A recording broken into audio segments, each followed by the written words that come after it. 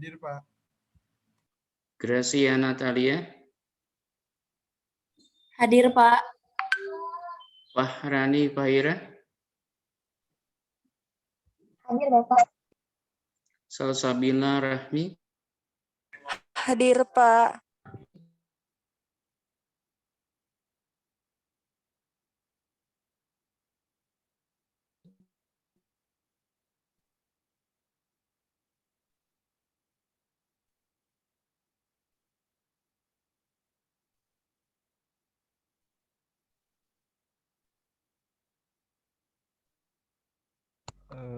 Cek, halo Pak, maaf suaranya tidak ada.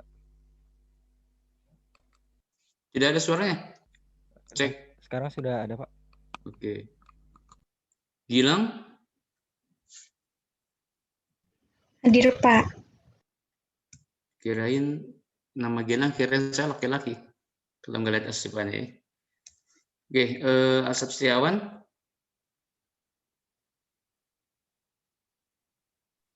Hadir, Pak. Oke, Salsabila Rahmi. Udah belum jadi ya? Hadir, Pak. Devi Fitriani. Hadir, Pak. R. Anggi A. Usman.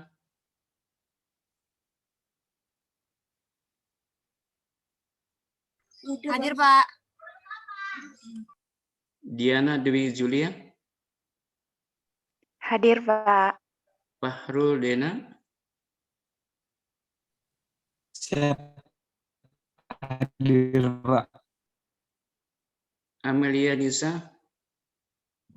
Hadir, Pak. Kalau Anissa Kusuma udah belum tadi ya? Hadir, Bapak. Oke. Devi Fitriani. Hadir, Pak.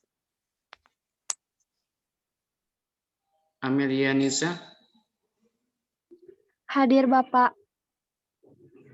Yolanda Veronica.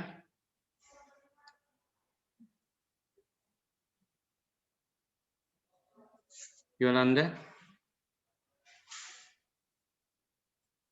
Muhammad Fadila. Hadir, Pak. Dia Lutfi. Hadir, Pak.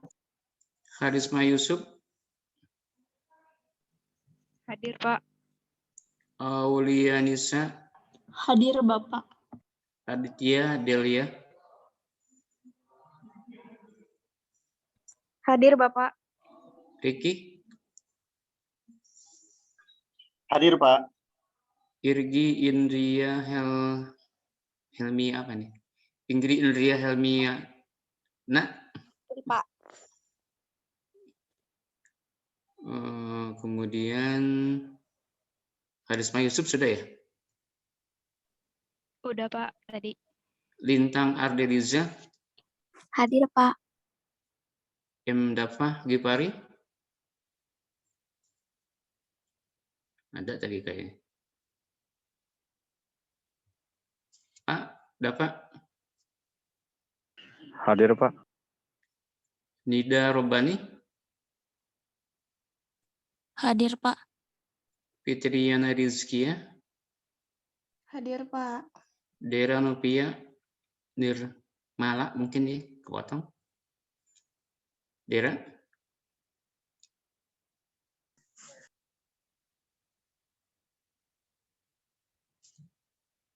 Dera ke belakang ya. Gali. Akbar. Hadir, Pak. Khairil Insan.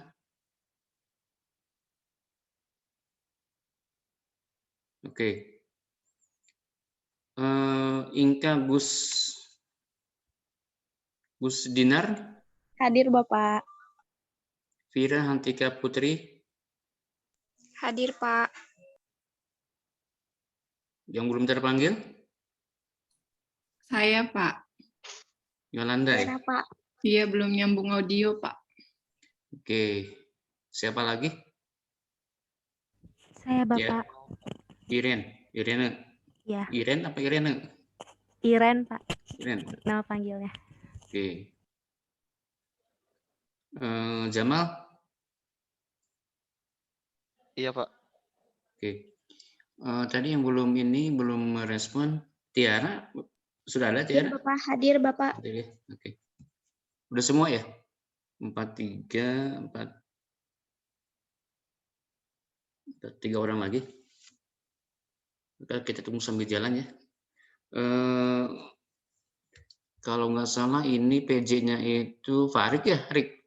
Iya Pak, betul Pak. Nanti mohon dicatat juga absensi ini terkait jumlah yang absen dan yang hadir ya, persen dan absen. Kalau absen kan yang tidak hadir ya. Iya Pak. Oke, kita mulai saja. Ini sudah jam 10.35. Kita mulai perkuliahan kita. Assalamualaikum warahmatullahi wabarakatuh. Waalaikumsalam warahmatullahi wabarakatuh. Selamat siang dan salam sejahtera untuk kita semua. Selamat bertemu kembali di mata kuliah kurikulum dan pembelajaran, dan ini pertemuan yang kedua setelah UTS ya. Dan hari ini kita akan membahas mengenai komponen-komponen kurikulum. Dan saya mengingatkan kembali, men-trigger ingatan sebagaimana kita kemarin sudah membahas komponen kurikulum, sekarang kita akan membahas komponen pembelajaran. Ini artinya kita menggunakan pandangan sistem. Ya.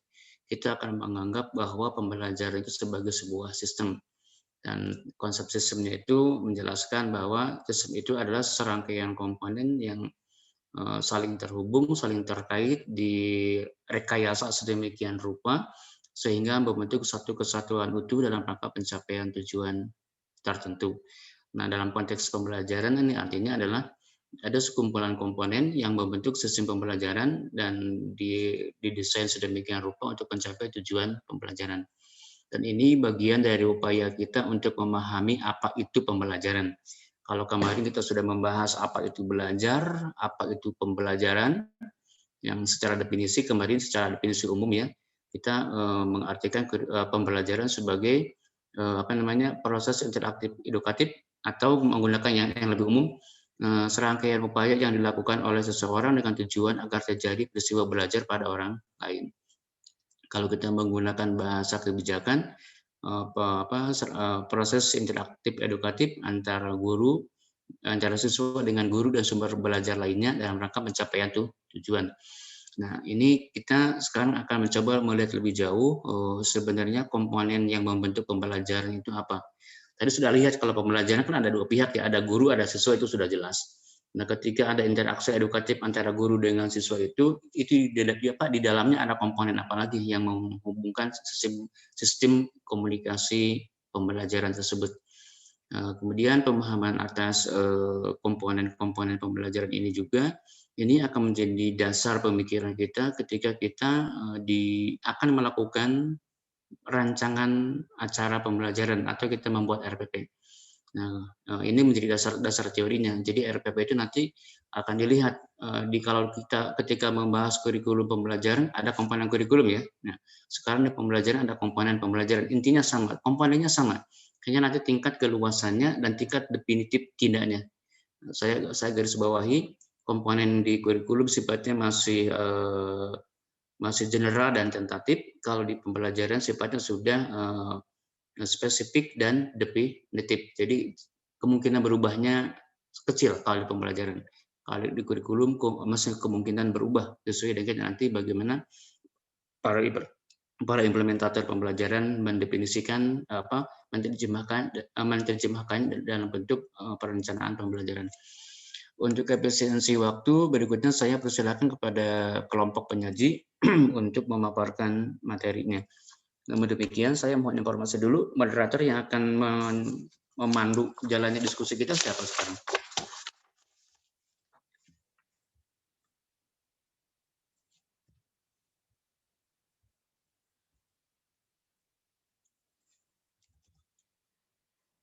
Kelompok itu sudah hadir belum?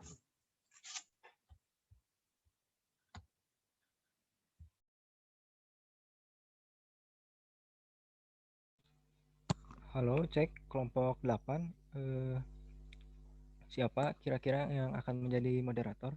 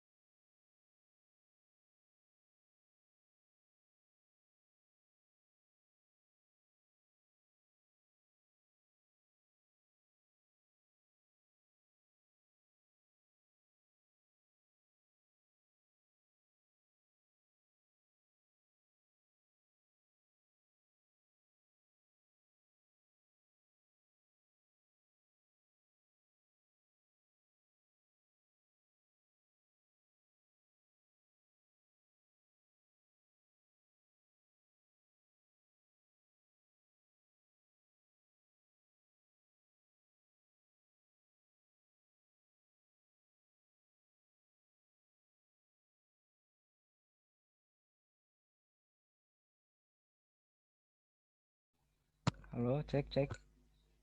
Hari ini tuh kelompok 8 ya. Anggotanya tuh ada Fahrul Dena, Febrianti sama Ratu Anggi hadir.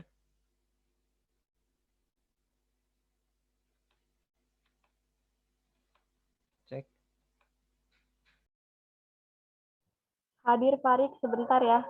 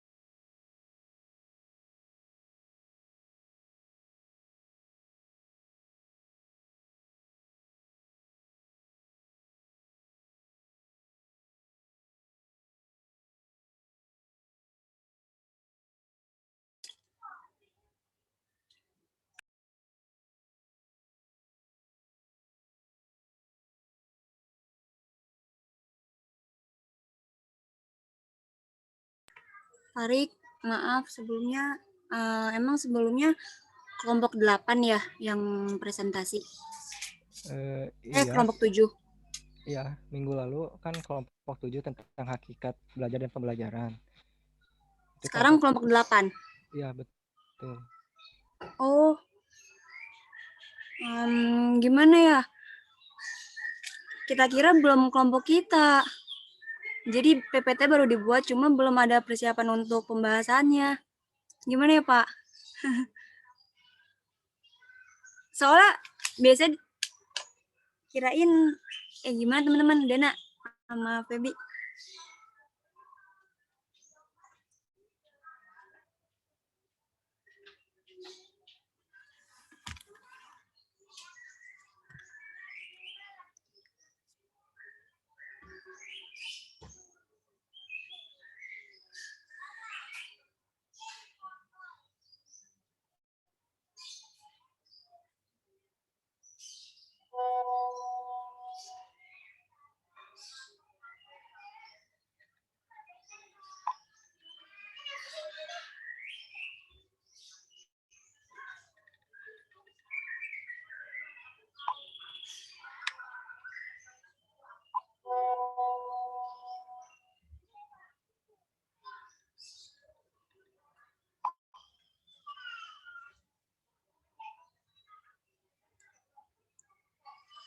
Maaf teman-teman untuk yang kelompok, Pak bisa gak kalau misalnya kelompok lain dulu? Untuk kelompok teman-teman kelompok 9 udah ada yang siap belum? Maaf. Boleh gak Pak? Maaf Pak, masih termute. Kalau kelompok 9-nya siap ya boleh saja. Kelompok 9 siap nggak? Kelompok 9 berarti membahas mengenai prinsip pembelajaran ya?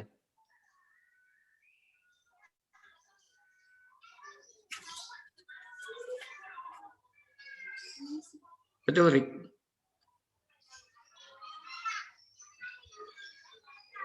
Mengenai pendekatan dan model pembelajaran, Pak. Pendekatan dan model. Kalau yang prinsip yang kelompok apa?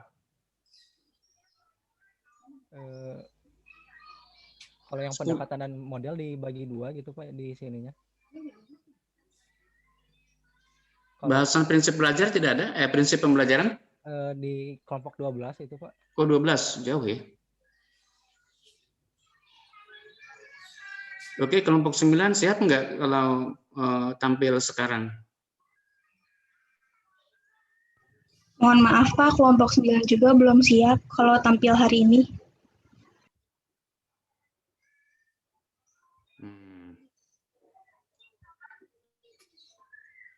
Kelompok, kalau begitu kita kembali ke kelompok 8, karena kalau loncatnya jauh, agak jauh nanti.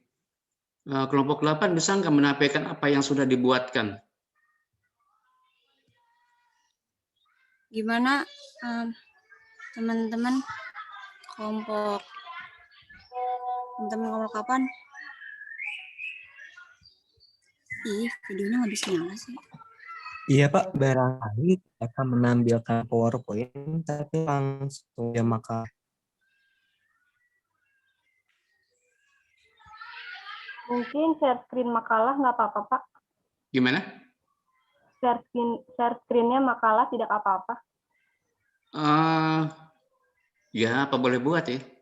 Sebaiknya memang PowerPoint. Kayaknya kurang persiapan deh kalau misalnya pakai makalah. Web, emang nggak apa-apa? Malah sebenarnya kalau tampil lebih mudah PowerPoint. Makalah bisa menyusul ya sebenarnya kalau mau tampil apa? Ketika kita dikejar waktu harus dikejar tayang, maksud saya kejar. Maaf ya Pak, ini benar-benar kita juga emang kayaknya ngandelin diingetin sama PJ-nya, cuma lupa juga kita jadi nggak ada persiapan. Sebentar biasanya yang paling ngomongin sama sekali.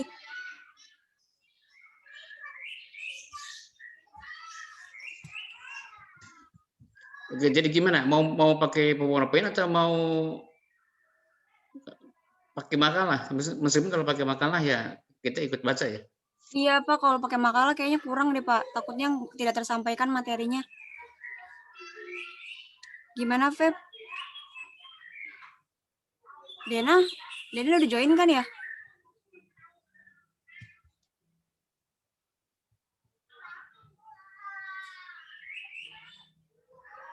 Boleh Gi, kalau Dena sama kamu disampaikan aja, tapi kalau aku bisa share screen. Bentar Feb. Iya, boleh.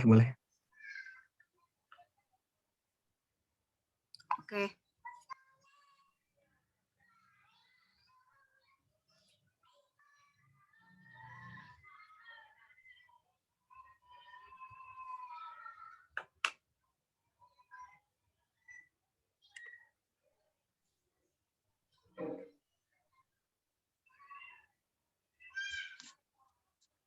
Ada?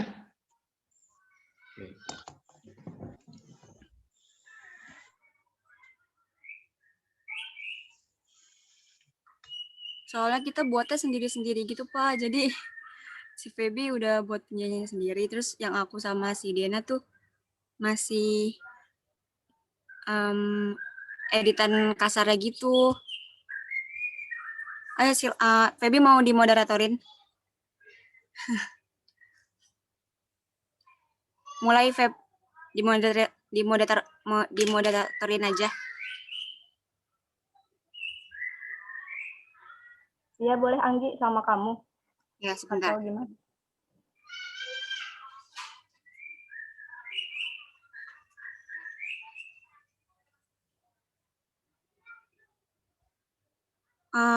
Feb boleh dikirimin dulu nggak makalahnya ke grup biar anak-anak pada lihat dulu, teman-teman mahasiswa pada lihat dulu.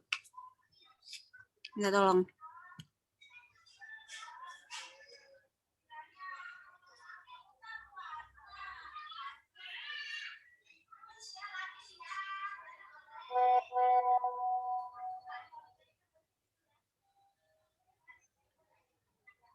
Udah Feb.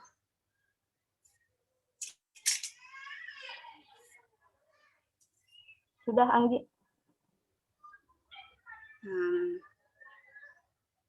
Oke. Assalamualaikum warahmatullahi wabarakatuh. Selamat pagi teman-teman, selamat pagi Pak. Maaf untuk persiapannya benar-benar kurang. Ini emang benar-benar pure salah dari kitanya. Sebelumnya minta maaf. Perkenalkan, saya Ratu Anggi selaku moderator pada presentasi kita pada pagi hari ini, dan kedua teman saya Febrianti Santa dan Fahrul Dena akan mendiskusikan tentang materi kita pada siang hari ini.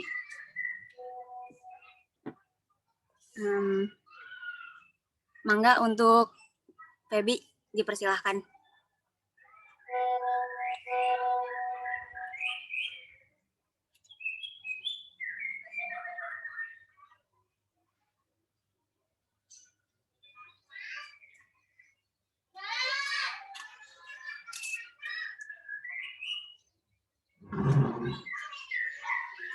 Baik, terima kasih Anggi yang sudah mempersilahkan saya.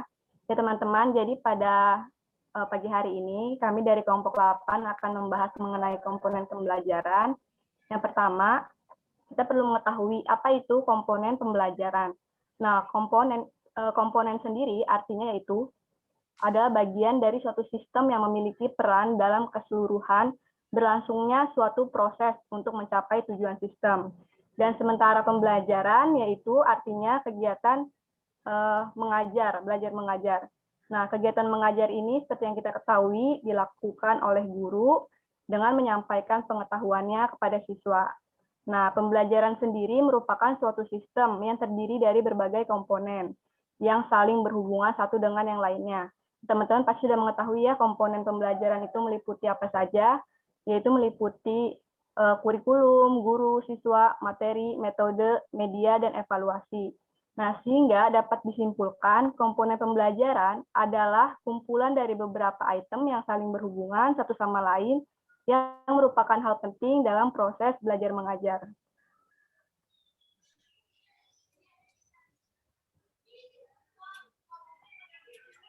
Nah, komponen-komponen pembelajaran antara lain di sini akan dibahas.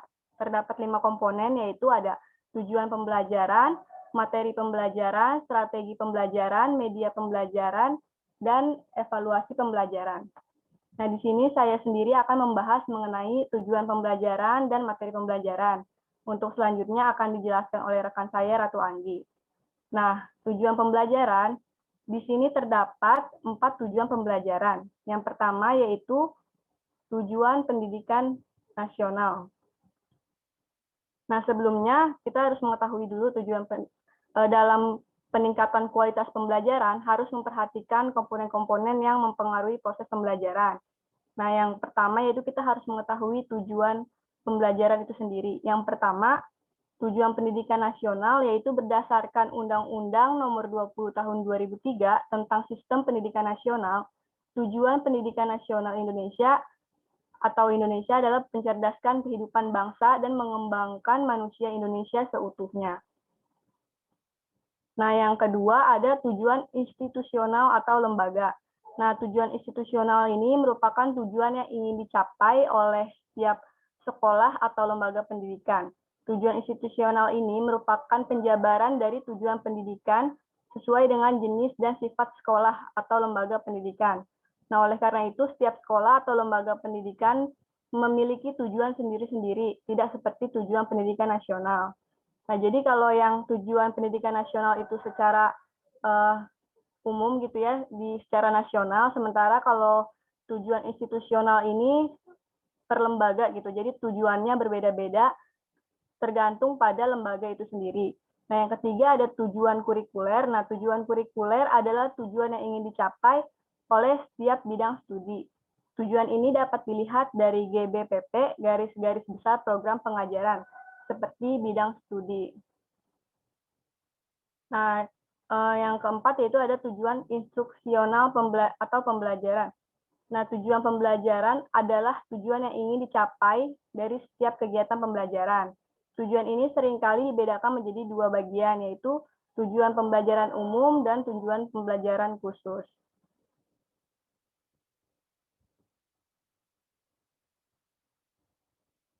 Nah, selanjutnya yaitu ada materi pembelajaran. Nah, materi atau bahan pembelajaran pada dasarnya adalah isi dari kurikulum, yakni berupa mata pelajaran atau bidang studi dengan topik atau subtopik dan rinciannya. Bila dirinci lebih lanjut, isi kurikulum atau materi pembelajaran itu dapat dikategorikan menjadi 6 jenis, yaitu fakta, konsep atau teori, prinsip, proses, dan nilai serta keterampilan. Yang pertama, fakta. Fakta adalah sesuatu yang telah terjadi atau telah dialami, bisa berupa objek atau keadaan tentang suatu hal. Nah, konsep atau teori adalah suatu ide atau gagasan atau suatu pengertian umum, suatu set atau sistem pernyataan yang menjelaskan serangkaian fakta. Prinsip merupakan suatu aturan kaidah untuk melakukan sesuatu atau kebenaran dasar sebagai titik tolak untuk berpikir. Nah, proses adalah serangkaian gerakan, perubahan, perkembangan atau suatu cara, prosedur untuk melakukan kegiatan secara operasional. Nilai adalah suatu pola, ukuran norma atau suatu tipe atau model, ia berkaitan dengan pengetahuan atas kebenaran yang bersifat umum. Dan keterampilan adalah suatu kemampuan untuk berbuat sesuatu, baik dalam pengertian fisik maupun mental. Baik, untuk materi selanjutnya akan dijelaskan oleh rekan saya, Anggi, dipersilahkan.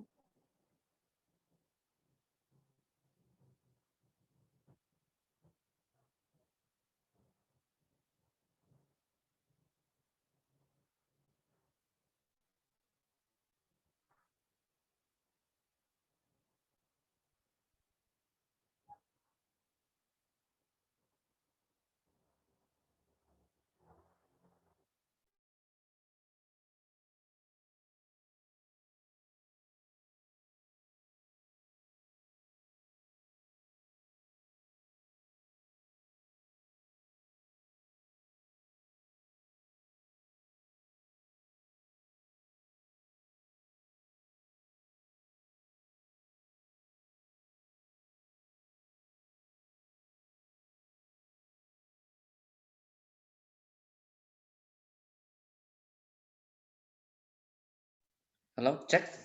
Feb, sambil nunggu yang Anggi siap, bisa tanyakan nggak slide yang pertama? Oh iya, Oh, iya, boleh Bapak ditampilkan lagi ya, Pak. sebentar ya.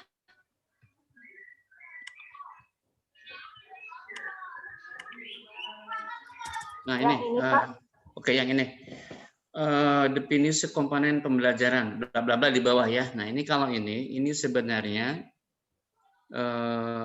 mungkin ada miskonsepsinya. Komponen pembelajaran adalah kumpulan dari beberapa item yang saling berhubungan. Nah, ini harusnya ini adalah definisi sistem pembelajaran atau pembelajaran sebagai sistem, yaitu kumpulan dari beberapa item yang saling berhubungan, merupakan satu kesatuan dalam proses belajar mengajar ya. Nah, kalau definisi komponen pembelajaran itu artinya adalah bagian dari sistem pembelajaran, begitu ya. Karena kita mengartikan sistem kan sekumpulan komponen yang saling terhubung, saling terkait. Kalau kita mulai dari definisi komponen pembelajaran itu artinya adalah bagian-bagian dari sistem pembelajaran atau bagian-bagian yang membentuk sistem pembelajaran, nah, begitu dan seterusnya gitu ya. Nah, kemudian kita nanti kan akan melahirkan ada komponen isi. Yang dimaksud dengan komponen isi itu apa? Yang kedua nanti ada komponen tujuan dulu ya. Ada komponen tujuan. Yang dimaksud dengan tujuan itu apa? Dan macam-macamnya ya. Bahkan nanti sampai ke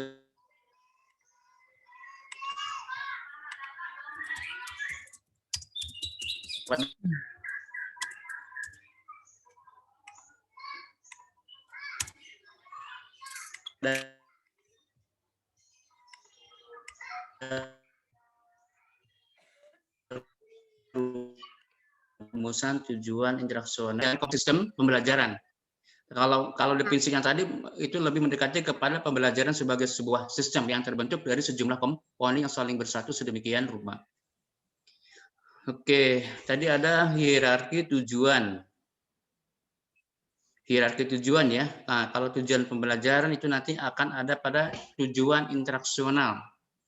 Karena pembelajaran itu kan terjemahan dari interaksional. Nanti akan ada dua tujuan interaksional umum dan tujuan interaksional khusus. Yang ini, yang nomor 4 ya. Ini tujuan pendidikan nasional. Nomor 2 adalah tujuan kelembagaan. Nomor 3 tujuan kurikuler atau tujuan mata pelajaran atau tujuan mata kuliah. Yang keempat itu adalah tujuan pembelajaran atau tujuan instruksional. Tujuan instruksional itu ada 2, tujuan instruksional umum dan tujuan instruksional khusus. Kalau tujuan instruksional umum, tujuan pembelajaran atau tujuan pembelajaran umum itu adalah tujuan-tujuan, kemampuan-kemampuan yang ingin dicapai setelah selesai satu kali proses pembelajaran. Sedangkan tujuan instruksional khusus itu adalah tujuan-tujuan khusus yang ingin dicapai, rincian untuk mencapai tujuan-tujuan pembelajaran umum. Rinciannya ya. Misalkan begini, selesai pembelajaran diharapkan mahasiswa bisa menjelaskan, memahami mengenai pembelajaran. Nanti tujuan instruksional khususnya, 1 bisa menjelaskan pengertian pembelajaran, kedua bisa menjelaskan komponen pembelajaran, ketiga bisa menjelaskan definisi masing-masing komponen pembelajaran, dan seterusnya. Nah, ini untuk tujuan instruksional ya. Dan sekarang ini kita sedang berbicara sebenarnya di ranah nomor 4 ya, tujuan instruksional atau tujuan pembelajaran. Untuk topik tujuannya ya, untuk tujuannya. Kemudian nanti di tujuan pembelajaran ini, terutama untuk tujuan pembelajaran khusus itu ada rumus ABCD, audience, behavior, condition, dan degree. Audience itu adalah harus berorientasi kepada siswa. Behavior itu ada perilaku yang ingin dicapai atau kemampuan atau kompetensi yang ingin dibentuk oleh proses pembelajaran. Yang di dalamnya nanti untuk kata kerjanya menggunakan kata kerja aktif transitif, yaitu menggunakan kata kerja yang plus ditambah dengan keterangan objek yang dipelajarinya. Kalau condition itu adalah kondisi dalam keadaan seperti apa dia mampu melakukan kompetensi itu. Kalau degree adalah kualitas dari pengerjaan pencapaian kompetensi. Oke, itu tambahan atau rincian dari tujuan instruksional. Oke, Anggi udah siap, Gi? Ya Pak, ini mau di share screen. Oke, silakan.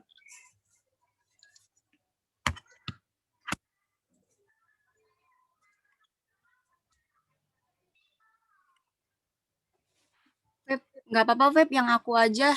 Aku ada kok PPT kasarnya, cuma emang submaterinya belum dimasukin, jadi nggak usah pakai makalah. Makalahnya kan udah dikirim di grup. Oh iya, Anggi, oke. Oke. Ini gimana nih? Share.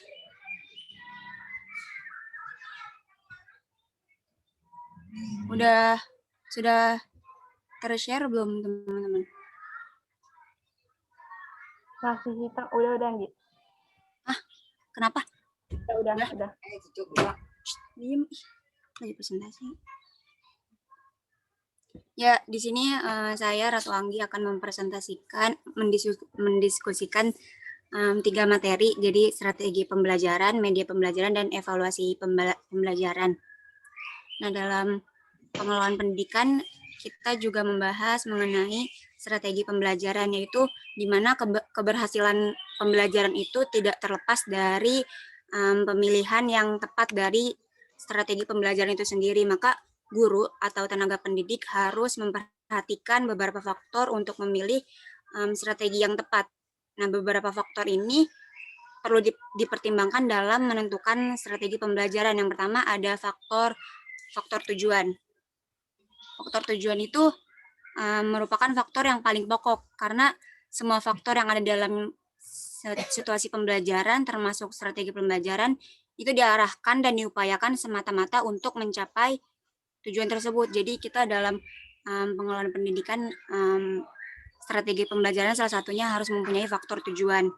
Yang kedua, faktor materi. Faktor materi itu hakikatnya ilmu atau materi pelajaran memiliki karakteristik berbeda-beda kan kalau faktor materi itu. Jadi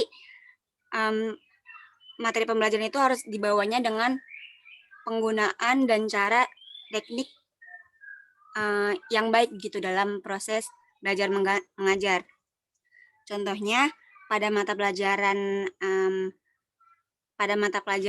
IPA dan mata pelajaran IPS gitu itu kan beda cara mengajarnya gitu. Jadi faktor materi juga harus dipersiapkan dari awal gitu.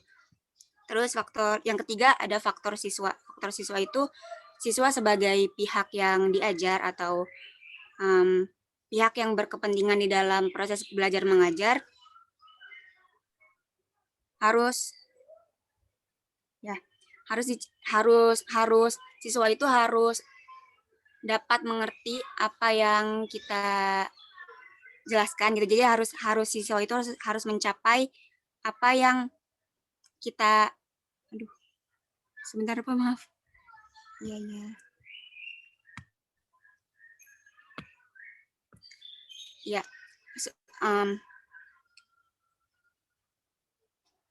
Nah ya, tujuannya kenapa kita harus memperhatikan siswa, harus membimbing siswa, karena semata-mata siswa itu harus mencapai perilaku yang sebaiknya yang kita tuju dari awal gitu, tujuan kita dari awal. Yang keempat ada faktor waktu. Faktor waktu dapat dibagi dua, yaitu menyangkut jumlah waktu dan kondisi waktu. Hal yang menyangkut jumlah waktu ialah beberapa puluh menit atau beberapa jam pelajaran waktu yang tersedia untuk proses belajar mengajar. Sedangkan yang menyangkut kondisi waktu ialah kapan atau pukul berapa pelajaran itu dilaksanakan. Nah, pagi, siang, sore, atau malam kan kondisinya berbeda, jadi sehingga siswa juga akan berbeda gitu cara menangkap pembelajaran itu.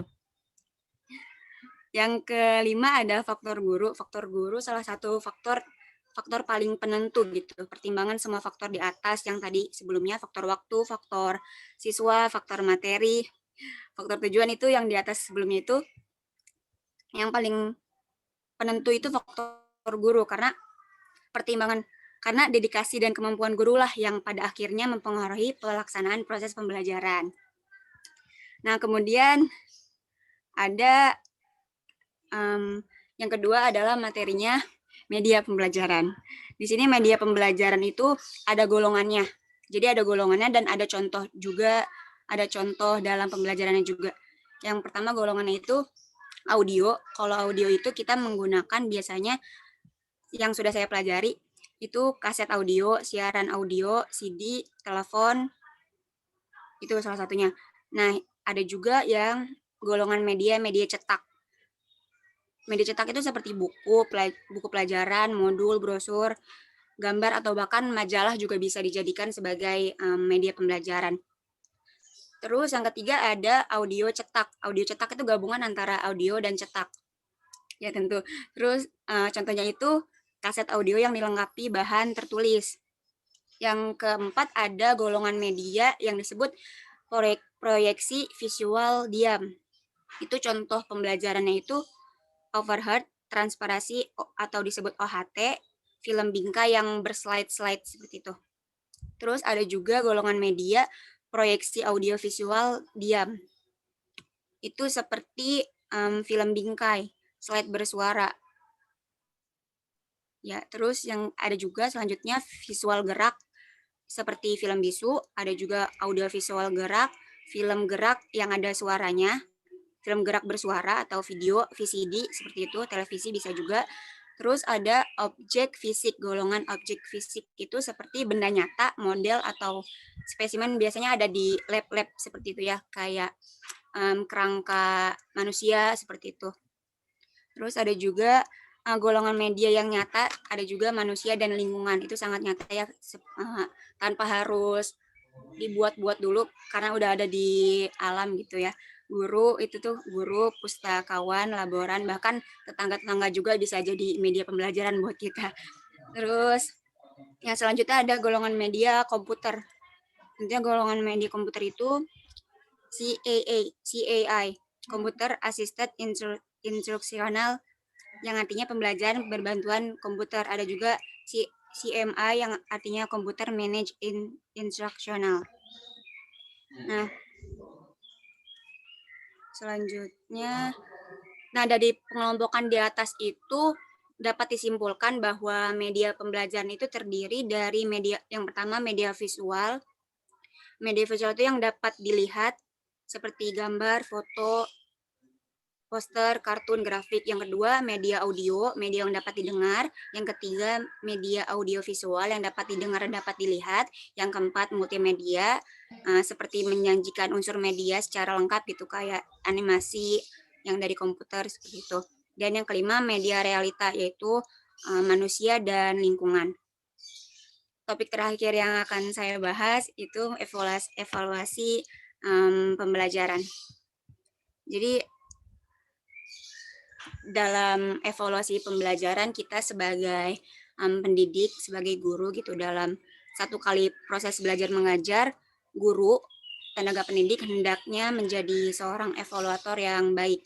Kegiatan ini dimaksud untuk mengetahui apakah tujuan yang telah dirumuskan itu tercapai atau belum, dan apakah materi yang diajarkan sudah cukup tepat atau belum. Nah, semua pertanyaan tersebut akan dapat dijawab melalui kegiatan evaluasi pembelajaran yang kita laksanakan gitu. Evaluasi pembelajaran yang sejauh ini telah kita laksanakan kan seperti UTS, UAS. Jadi kan kita sebagai guru juga mengetahui ini sejauh mana kompetensi siswa untuk mencapai tujuannya, mencapai ilmu-ilmunya itu sampai mana gitu kan. Nggak cuma UTS ulangan gitu doang, kita juga bisa di akhir kelas, di akhir perkuliahan, di akhir mengajar gitu, kayak mereview ulang apa yang telah kita pelajari seharian seperti itu. Jadi penelaan pencapai tujuan pembelajaran yang dilakukan oleh guru itu dapat diketahui gitu. Apakah proses belajar mengajar yang dilakukan cukup efektif, memberikan hasil yang baik dan memuaskan, atau malah sebaliknya. Jadi jelas gitu bahwa guru hendaknya mampu dan terampil melaksanakan penilaian. Karena dengan penilaian guru dapat mengetahui prestasi yang dicapai oleh siswa setelah ia melaksanakan proses belajar. Seperti itu, sekian mungkin dari presentasi saya. Nanti bisa ditanyakan lagi kalau pas di sesi tanya jawab. Terima kasih Pak, terima kasih teman-teman. Dilanjut dengan rekan saya, Farul Dena. Saya ganti ya, Den. Baik, terima kasih. Bisa ditampilkan PowerPoint-nya? Ya, sebentar.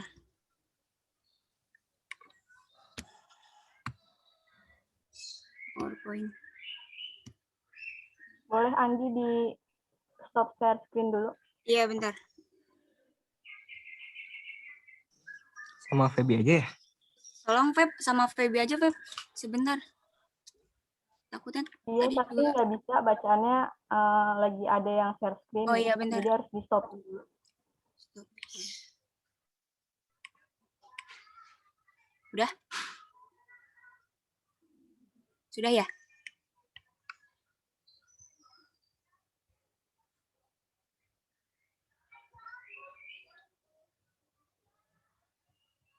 Mangga untuk sudah Pak Dena dipersilahkan.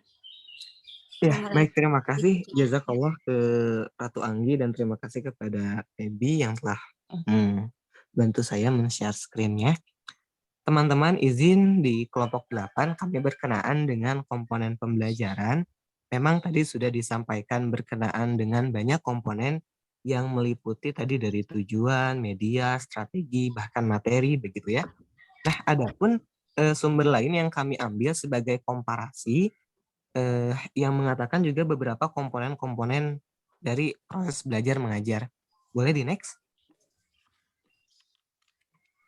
Teman-teman dapat lihat di sini bahwa Mujiono dan Dimyanti menyatakan bahwa komponen-komponen proses belajar mengajar tersebut adalah satu, peserta didik, guru, tujuan pembelajaran, materi ataupun isi, metode, media, dan evaluasi. Izinkan saya menjelaskan beberapa hal yang mungkin rekan-rekan tadi sudah mendengarkan dan memang sudah tahu akan hal ini ya. Jelas pada sebuah komponen belajar mengajar, jika salah satunya hilang, maka akan gugur sebuah pembelajaran ini, begitu ya. Nah, jadi di saat pembelajaran tidak ada peserta didik, ya tidak akan bisa terjadi. Dan rekan-rekan mengetahui bahwa peserta didik adalah insan yang fitrahnya mereka itu punya perasaan dan pikiran serta keinginan ataupun aspirasi. Mereka mempunyai kebutuhan dasar yang harus dipenuhi, yaitu sandang, pangan, papan, dan kebutuhan lainnya. Dan dalam proses belajar mengajar jelas mereka memerlukan sebuah muatan keilmuan yang kelak akan berguna untuk di masa kemudian. Di komponen yang kedua kita menemukan guru ataupun pendidik, baik dosen ataupun eksplisit sebagai seorang guru, yakni adalah pemegang peranan sentral proses belajar mengajar, yang mana setiap harinya akan berhadapan langsung dengan siswa, termasuk karakteristik dan problem mengajar yang mereka hadapi berkaitan dengan proses belajar mengajar. Selanjutnya juga pada komponen ini ada tujuan pembelajaran, yang sudah tadi dijelaskan oleh Feby bahwa ada juga tujuan nasional, begitu ya, tujuan sekolah, bahkan mungkin tujuan individu daripada objek dan subjek pembelajar. Jadi kalau misalnya ada sebuah pembelajaran dan komponen tujuannya hilang, maka esensi dari pembelajaran akan hilang juga. Selain tujuan, ada pun materi ataupun isi yang dapat kita sebut sebagai muatan, begitu ya, muatan informasi keilmuan yang disampaikan oleh pendidik kepada para peserta didik yang ada. Selain itu, metode yang tadi juga sudah disampaikan oleh Ratu Anggi, kalau saya mengutip pendapat dari Umar Hamalik, metode pembelajaran merupakan salah satu cara yang digunakan oleh guru dalam mengadakan hubungan dengan siswa pada saat berlangsungnya pembelajaran untuk mencapai tujuan yang telah ditetapkan tadi. Selain metode, ada juga media. Media di sini bisa beberapa hal yang tadi disampaikan, baik komputer, langsung, teks, audio, visual, dan lainnya. Tentu saja pada konteks komponen yang terakhir adalah evaluasi, di mana setiap komponen yang tadi sudah diterapkan akan disempurnakan dengan evaluasi dengan tujuan agar pembelajaran ke depannya bisa lebih baik, dapat mencapai tingkat yang efektif dan efisien. Next. Selain itu, kita juga perlu mengetahui bahwa ada hubungan antar komponen. Nah, sebagai sebuah sistem, masing-masing komponen tersebut membentuk sebuah integritas atau satu kesatuan yang utuh. Masing-masing komponen saling berinteraksi, yaitu saling berhubungan secara aktif dan saling mempengaruhi. Seperti yang saya katakan tadi, di saat salah satu komponen hilang, maka sebuah proses pembelajaran tidak akan sempurna. Karena pada dasarnya, setiap komponen ini saling bergantung atau interdependensi dan saling terobos, interpenetrasi. Jadi, baik tujuan, peserta didik, guru, media, metode, dan atau evaluasi akan saling mempengaruhi dan saling berhubungan. Itu yang dapat saya sampaikan. Terima kasih atas perhatian dan juga maklum dari teman-teman. Mohon maaf jika masih banyak kekurangan dari kelompok kami. Jika ada salah itu datang dari diri kami pribadi. Dan jika ada benar itu datang dari Allah Subhanahu wa Ta'ala. Terima kasih atas segala perhatiannya. Wassalamualaikum warahmatullahi wabarakatuh. Waalaikumsalam. Waalaikumsalam warahmatullahi wabarakatuh. Sebelum masuki sesi tanya jawab, saya beri kesimpulan sedikit ya Pak, teman-teman.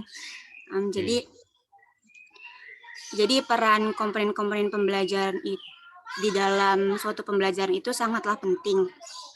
Bayangkan jika salah satu dari komponen tersebut tidak ada dalam proses pembelajaran, pasti proses pembelajaran tersebut tidak akan berjalan dengan lancar. Contohnya, dalam suatu proses pembelajaran tidak adanya sebuah kurikulum tertentu, maka akan membuat proses pembelajaran tidak berjalan dengan maksimal.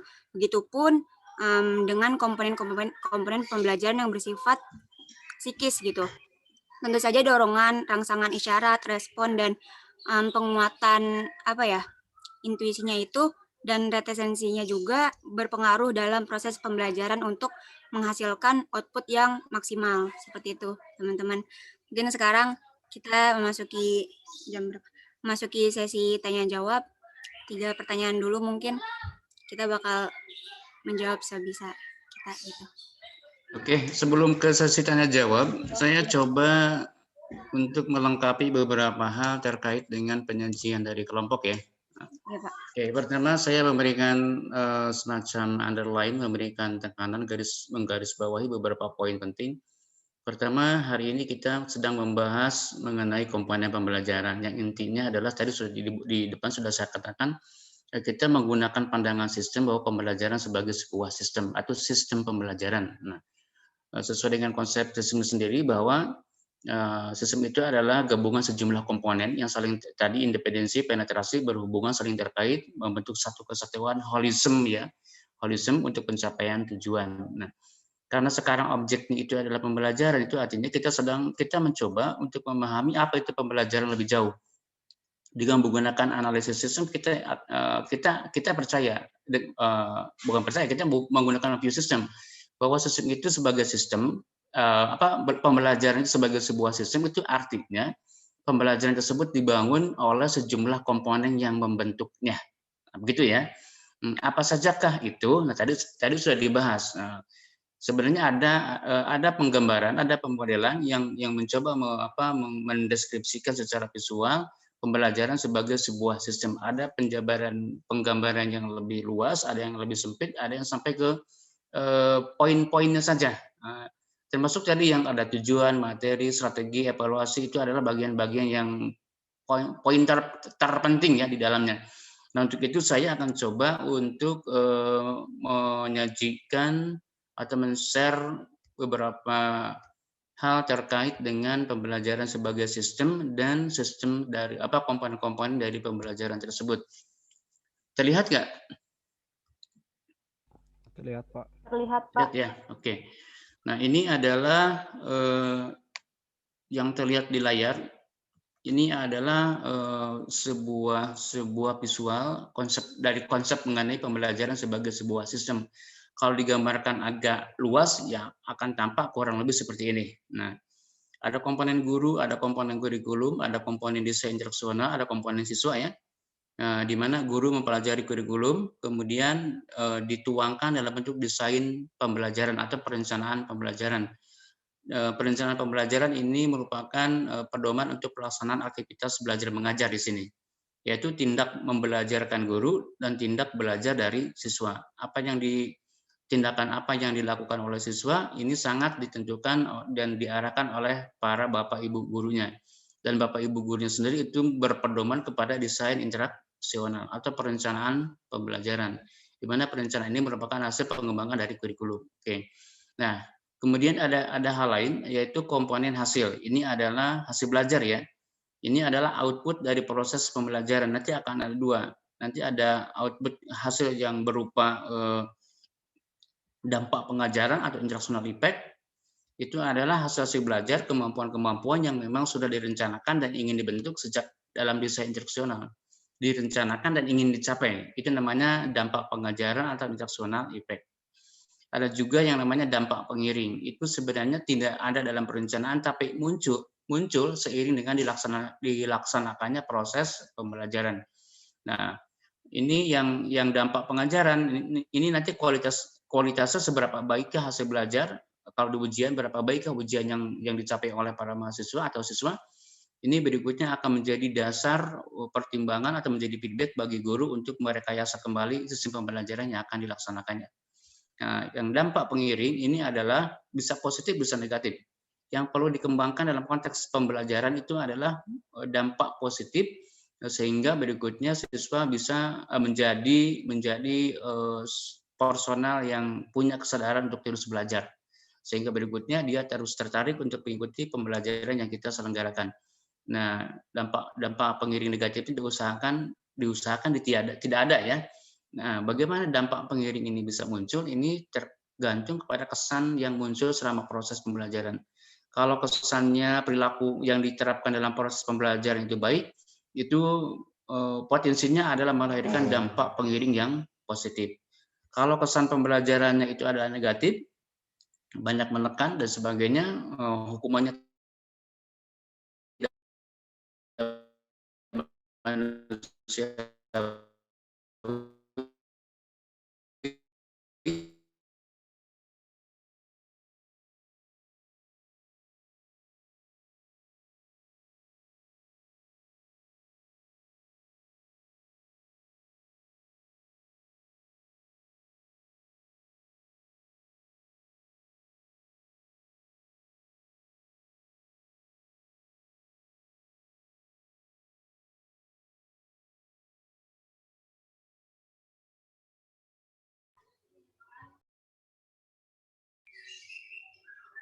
Maaf Pak, termute Pak.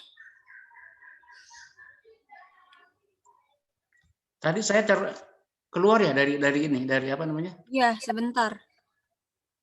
Tapi baru Oke. bentar doang kok Pak. Tapi ini PowerPoint-nya masih ada? Ada sekarang. Nah, sekarang ada ya? Karena Iya. baru di-share lagi. Oke, nah ini di sini fase-fase perencanaan pembelajaran, ini fase-fase pelaksanaan pembelajaran, ini fase-fase penilaian pembelajaran. Jadi kalau kita mau menyederhanakan tugas guru itu ada 3 dalam pembelajaran. Membuat perencanaan pembelajaran, melaksanakan pembelajaran, dan mengevaluasi pembelajaran. Nah sekarang kita bicara lebih jauh mengenai komponen pembelajaran. Yang ini kita akan zoom in, kegiatan belajar mengajar, tindak mengajar guru, dan tindak belajar siswa. Kita zoom in, itu akan tampak secara konsep seperti ini. Tindak membelajarkan guru, tindak belajar siswa dalam sebuah interaksi edukatif. Nah, ketika guru dan siswa berinteraksi, ini bukan dalam suatu suasana yang hampa, yang kosong, tanpa arah, tapi dalam suasana yang berorientasi kepada tujuan yang jelas, atau berupa tujuan-tujuan pembelajaran yang sifatnya spesifik. Tadi bahasnya ada di tujuan interaksional khusus ya, yang menggunakan rumus ABCD itu. Ada tujuan yang ingin dicapai, yaitu kemampuan yang ingin dibentuk setelah proses pembelajaran. Ada materi, ada bahan yang harus dipelajari oleh siswa bersama-sama dengan guru. Ini konten apa yang harus dipelajari disesuaikan dengan tujuan yang ingin dicapai. Kalau tujuannya misalkan selesai pembelajaran siswa dapat menjelaskan pengertian ekonomi, berarti materinya pengertian definisi ekonomi. Atau kalau tujuannya misalkan selesai pembelajaran siswa bisa menjelaskan rumah tangga ekonomi, berarti ini materinya adalah mengenai rumah tangga ekonomi. Dan Anda ya rumah tangga ekonomi ya, mulai dari produsen konsumen itu ya. Oke lah, saya percaya itu ada. Cek, saya ada suaranya nggak? Ada, Pak. Ada Pak. Halo, cek. Ada Pak. Halo Pak. Oke. Kalau jelas bagus. Karena tadi saya lihat Anda gambarnya membeku semua. Saya khawatir saya tidak bicara sendiri. Oke, ada komponen bahan, ada metode atau cara bagaimana mempelajari materi itu, bahan itu, sehingga tujuan bisa tercapai. Kemudian ada media, sarana, alat yang digunakan dalam mempelajari materi sebagai pelengkap dari metode. Dan ada evaluasi. Dan ini adalah yang sekarang kita maksud dengan komponen pembelajaran. Jadi kalau ini kita coba sederhanakan atau kita kurangi tingkat keluasannya, melihat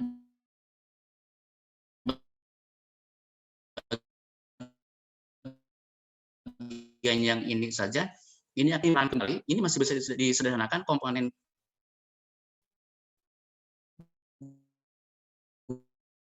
guru dan komponen siswa kita tidak cobakan apa seperti ini.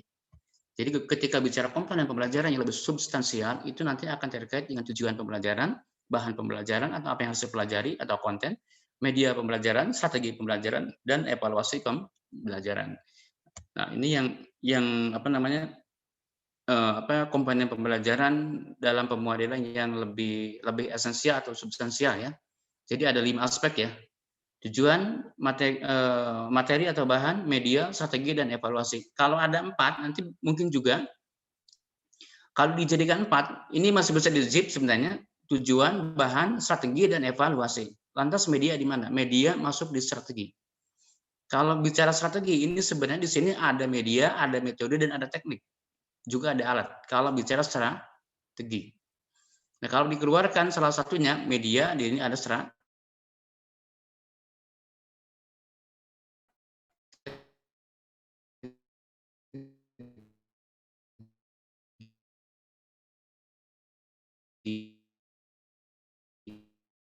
Di sini nanti ada metode dan maksud dengan komponen pembelajaran. Dan ini merupakan satu kesatuan, artinya apa? Artinya masing-masing komponen ini terikat satu sama lainnya atau saling tergantung, saling interdependensi ya. Saling interdependensi, satu sama lain saling menguatkan, saling membentuk satu kesatuan untuk mencapai itu tujuan. Apa tujuannya? Tujuan pembelajaran. Berupa apa? Kemampuan tertentu yang ingin dicapai lewat proses pembelajaran. Nah, saya kira ini yang ingin disampaikan. untuk menambahkan atas sajian yang tadi disajikan oleh kelompok ya. Nah ini nanti kalau yang namanya tujuan, saya ulang secara umum saja. Kalau tujuan ini terkait dengan apa yang ingin dicapai, kemampuan apa yang ingin dibentuk setelah proses pembelajaran. Kalau bahan terkait dengan apa yang harus dipelajari atau materi atau konten, ini nanti seberapa banyak, seberapa luas materi yang harus dipelajari disesuaikan dengan tujuannya. Media adalah alat bantunya mau dipakai untuk mempelajari materi atau untuk menyajikan materi sehingga materi bisa sampai kepada siswa sehingga bisa mencapai tujuan. Strategi adalah terkait dengan tata cara bagaimana mempelajari materi atau bagaimana proses pembelajaran itu dilakukan, yang intinya adalah bagaimana bahan itu bisa dipelajari dengan baik secara efektif dan efisien. Di sini menggambarkan apa yang harus dilakukan oleh guru, apa yang harus dilakukan oleh siswa. Kalau menggunakan alat dan bagaimana cara penggunaan alat tersebut, siapa yang mau menggunakan alat. Ini semuanya ada pada strategi. Kemudian evaluasi ini ingin mengukur sejauh mana capaian tujuan. Jadi tes bisa tes bisa non tes sebenarnya. Nah tes yang digunakan itu adalah untuk melihat seberapa baikkah tujuan pembelajaran sudah dicapai. Sehingga dengan demikian tadi juga sudah dijelaskan oleh penyaji, guru untuk melihat kualitas seberapa baik siswa telah belajar itu suka atau harus mengadakan tes. Jadi tujuannya untuk melihat efektivitas proses pembelajaran. Nah ini saling terkait ya, saling berhubungan. Jadi nanti Anda kalau misalkan akan merancang pembelajaran, membuat RPP lah mudahnya, itu Anda kenali dulu, identifikasi dulu atau rumuskan tujuan pembelajarannya. Kalau orang lain yang membuatnya, identifikasi, kenali. Kalau Anda yang membuatnya, rumuskan secara baik dan benar. Oke, kenali dan identifikasi dan kenali kemana arahnya, apa yang akan dicapai, kemudian dari berorientasi kepada pencapaian tujuan ini, kemudian kita menentukan materi. Pilih materi-materi yang sesuai untuk mencapai tujuan. Kemudian pilih media yang cocok, kemudian pilih strategi pembelajaran atau rancang kegiatan pembelajaran yang akan diselenggarakan untuk mencapai tujuan. Kemudian tentukan teknik evaluasinya. Apa yang harus dievaluasi yaitu adalah poin-poin tujuan di sini. Jadi apa yang diteskan itu adalah apa yang menjadi tujuan, baik substansinya maupun jumlahnya. Kalau substansinya A berarti yang dites adalah A, materinya tentang A ya jelas. Nah, kalau jumlah tujuannya itu ada 5 berarti evaluasinya tesnya minimal ada 5 juga. Nah ini yang namanya saling keterkaitannya, saling interdependensi dan harus merupakan satu kesatuan. Oke, dan ini kalau dibahas sebenarnya banyak ya tentang tujuan, tentang bahan, media, strategi dan evaluasi. Berikutnya untuk penjelasan lebih lanjut ini penggambaran logika dasarnya. Berikutnya Anda untuk pemahaman lebih lanjut bisa baca mengenai tujuan pembelajaran, baca mengenai bahan pembelajaran atau materi pembelajaran, media, strategi dan evaluasi. Bahkan sebenarnya nanti Anda juga akan dibekali sebenarnya. Ini berikutnya akan melahirkan mata-mata kuliah bidang keguruan, bidang kependidikan ya sebenarnya. Kalau sekarang Anda masih belajar pengelolaan pendidikan, kurikulum pembelajaran ini masih dasar umum. Berikutnya terkait dengan Kurpom ini akan melahirkan beberapa mata kuliah lainnya, pengembangan bahan ajar, media mata kuliah media pembelajaran. Ada juga mata kuliah strategi pembelajaran, bahkan nanti akan lebih spesifik strategi pembelajaran ekonomi. Nanti akan spesifik lagi ya. Kemudian ada mata kuliah evaluasi pembelajaran. Nah, ini akan melahirkan beberapa mata kuliah. Nah, sebagai pendalaman dari pendalaman bahasan dari mata kuliah ini lebih lanjut ya. Makanya Kurpom ini dikatakan MKDK mata kuliah dasar keguruan. Kalau kemarin pernah penamaannya diganti mata kuliah dasar profesi. Sekarang menjadi mata kuliah dasar keguruan. Karena ini memang menjadi basis, menjadi dasar untuk berikutnya akan menjadi tumpuan mata-mata kuliah lain yang terkait yang berupa mata-mata kuliah bahasan lebih lanjut. Oke.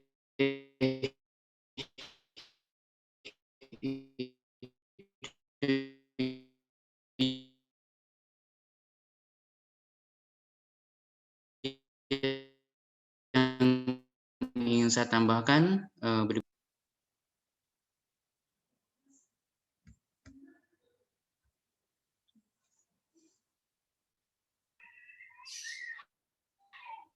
Moderator siapa? Anggi ya? Oh ya, sudah Pak. Nah. Alhamdulillah. Bapak terima kasih atas penambahan materinya. Sangat-sangat menambah ilmu kita gitu ya. Jadi untuk teman-teman mungkin ada pertanyaan yang ingin disampaikan.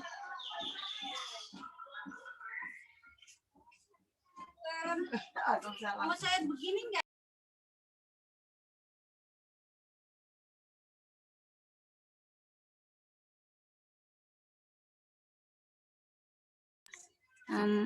Ada Ai mau nanya.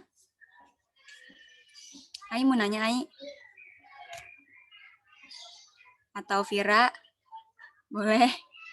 Kita bakal coba menjawab pertanyaan.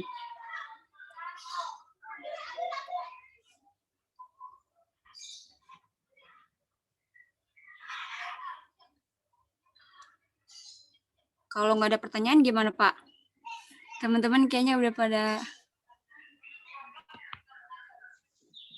Teman-teman? Kalau ini sama ya, nanti juga kalau di kelas misalkan jadi guru ya, di akhir pembelajaran itu mau bertanya, ada pertanyaan nggak? Siswa pada diem semua. Itu ada dua kemungkinan. Satu, sangat tidak mengerti, kedua karena sudah sangat mengerti begitu. Oke, ya, kayaknya sudah sangat mengerti sih kayaknya kalau ini mah. Ya mudah-mudahan sudah sangat mengerti ya, tapi nanti berikutnya untuk mengeceknya apakah karena sangat mengerti atau karena sangat bingung. Itu kita perlu mengajukan pertanyaan yang sifatnya penelusuran. Nah, penelusuran ya kita mengajukan pertanyaan. Kalau siswanya bisa ya berarti memang tidak ada pertanyaan karena sudah bisa. Ya. Tapi nanti itu nanti terkait dengan ilmu keguruan berikutnya, keterampilan bertanya berikutnya. Ya. Jadi kalau sekarang anggap saja kita asumsikan kalau memang tidak ada pertanyaan ya anggap memang semuanya sudah paham ya. Pak, kalau saya boleh bertanya Pak. Ya. Untuk kurikulum itu pasti ada anggarannya ya Pak dari pemerintah. Nah itu anggarannya kayak gimana ya Pak sistemnya? Anggaran kurikulum? Iya. Ya itu nanti ada dalam anggaran kependidikan. Anggaran pengembangan kurikulum maksudnya? Iya Pak. Ya kalau pengembangan kurikulum misalkan ada proyek pengembangan kurikulum yang baru. Berarti itu kalau ada sebuah proyek itu berikutnya inherent di dalamnya ada anggarannya, ada program untuk pengembangan kurikulumnya. Nah, termasuk sekarang penyelenggaraan pendidikan di Indonesia. Itu ada anggarannya. Terutama yang negeri ya, yang swasta juga sebagian dibantu oleh pemerintah dananya. Terutama yang negeri, kalau di suatu negara ada penyelenggaraan pendidikan, itu akan ada dana pendidikannya. Dana pendidikan nanti kan macam-macam, ada biaya untuk gaji, ada biaya langsung pelaksanaan pembelajaran, ada juga yang pelaksanaan pendidikan, ada juga biaya untuk supporting system pendidikannya. Jadi kalau dana pendidikan itu sebenarnya bukan hanya untuk gaji guru, tapi juga untuk biaya-biaya atau komponen-komponen pembiayaan yang lainnya. Nah, kalau di negara ya bagaimana dengan biaya pembiayaan kurikulumnya? Dan kalau tingkatnya negara yang menyelenggarakan negara berarti itu dibiayai, dianggarkan oleh negara. Kalau di sekolah berarti ya kalau sekolah negeri ya sudah ada nanti sekolah menganggarkan dari dana yang diterima dari pemerintah, biasa dari BOS ya. Tapi kalau kurikulum yang dikembangkan oleh sekolah secara khusus jarang sekali karena kebanyakan pada umumnya dalam sistem pendidikan kita sekolah itu adalah melaksanakan kurikulum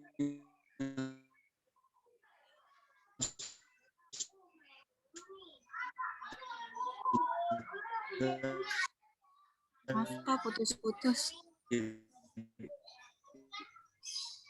Tentukan oleh pemerintah. Dan sudah jadi kurikulumnya ya. Suaranya patah-patah, Pak.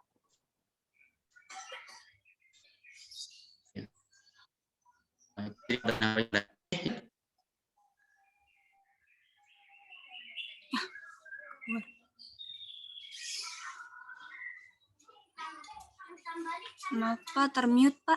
Iya, barusan saya terlempar lagi, keluar lagi dari barusan. Mungkin jaringan bapaknya soalnya dari kaminya mah lancar-lancar aja. Ya, ada notifikasinya. Oke, dari kelompok sudah ditutup? Belum Pak. Ditutup saja, Pak. Kalau gitu. Baik, terima kasih dan terima kasih Bapak yang sudah pengertian juga. Terima kasih teman-teman. Maaf yang sebesar-besarnya untuk pertemuan kita pada siang hari ini. Semoga ilmunya tersampaikan dengan baik. Assalamualaikum warahmatullahi wabarakatuh. Waalaikumsalam warahmatullahi wabarakatuh. Waalaikumsalam warahmatullahi wabarakatuh. Mungkin boleh Pak untuk foto-foto dulu 2 slide. Ya udah keluar ya Bapaknya. Warahmatullahi wabarakatuh. Ada Anggi. Oke.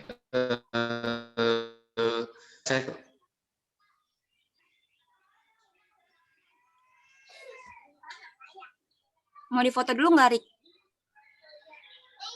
Boleh. Boleh. Yaudah ya, aku foto ya. Aku screenshot 2 slide. Slide pertama.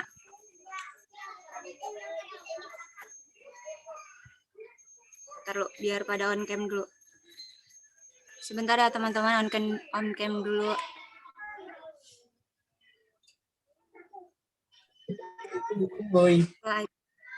Slide pertama ya. 1, 2, 3.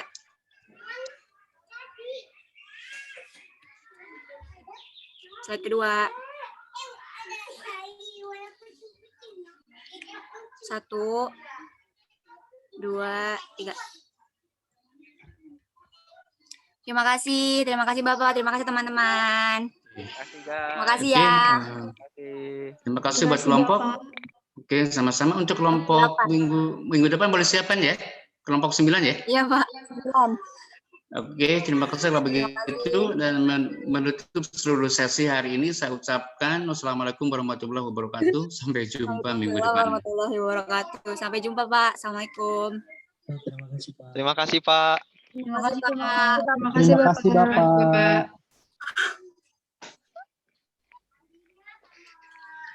Makasih kelompok. Kelompok 8. Gi deg-degan nggak? Parah. Panik nggak, Gi? Panik nggak? Aku panik. Recordnya guys. Itu kelompoknya belum